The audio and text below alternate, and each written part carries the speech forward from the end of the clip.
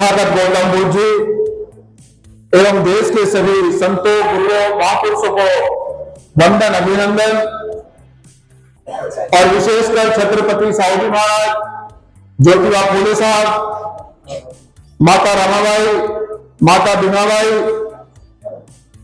एवं हमें भारतीय संविधान देने वाले परम पूजनीय बाबा साहब डॉक्टर भीमराव अम्बेडकर और मान्यवर साहब काशीराम, इन सभी को कोटि कोटि नमन करते हुए और मंच पर उपस्थित हमारे परम पूजनीय बनते जी और विशेषकर बोधगया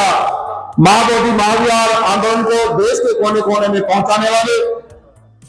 एक हमारे क्रांतिकारी बनते, और जितने भी हम लोग उनकी प्रशंसा करें उतनी कम है, क्योंकि असली धर्मगुरु वही होता है जो समाज को भी और अपने धर्म को भी सुरक्षित रख सकता हो। असली धर्मगुरु वही होता है। तो बनते विनयाचार्य जी को भी वंदन, अभिनंदन, कोटि कोटि सम्मान करते हुए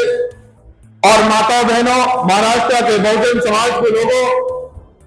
मैं अपने सूक्ष्म शब्दों में आपको ये कहना चाहता हूं कि जो विरासत आप लोगों की 135 साल पुरानी विरासत है, उसको कब्जा मुक्त कराने के लिए बड़े दिनों से आंदोलन चल रहा है, लेकिन अब तक भी वो कब्जा मुक्त नहीं हो पाई है। लेकिन मुझे ये कहने में बड़ी प्रसन्नता हो रही है कि अपने जीवन में हमने इस प्रकार की क्रांति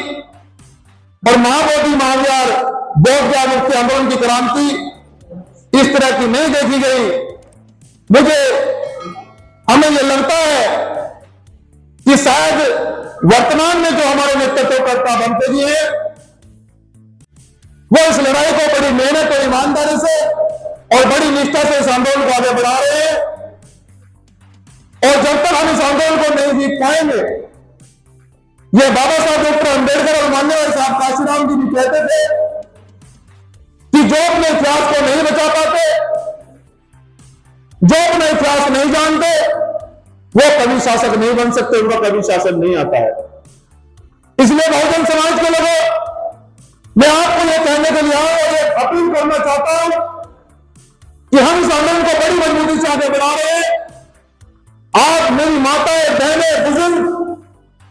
इस आंदोलन के लिए आप तन मन धन से घर घर से निकलकर आप इस आंदोलन को मजबूती से आगे बढ़ाएं, क्योंकि ये रास्ता वो रास्ता है जो बाबा साहब डॉक्टर अम्बेडकर का दिखाया हुआ रास्ता है, जो हमारे पुरखों ने हमें रास्ता दिखाया। हमें भारत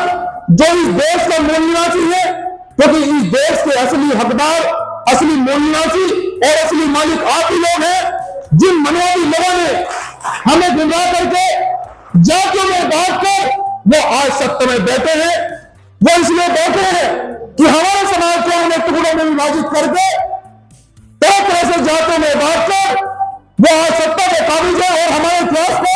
जबरन कब्जाया जा रहा है। कभी उसे शिवलिंग का अवतार बताते हैं, कभी वहां पर पूजन करते हैं, लेकिन असलियत तो यही है, क्योंकि इतिहास को कभी मोड़ा नहीं जाता। भारत बुद्ध की धरती है और आप बहुजन समाज के लोगों को यह साबित करना होगा कि हमारी धरती और हमारा देश और हमारी विरोध जब तक वापस नहीं होगी, जब तक बहुजन समाज के लोग चुप नहीं बैठेंगे। तो आज ये संकल्प लीजिए कि हम बनते विनयाचार्य जी के साथ में मिलकर, इनके साथ में इनके कदम से कदम मिलाकर और इस आंदोलन को तन मन धन से देश के कोने कोने में ले जाने का काम करेंगे। बहुत बहुत धन्यवाद। जय भीम, जय श्री राम।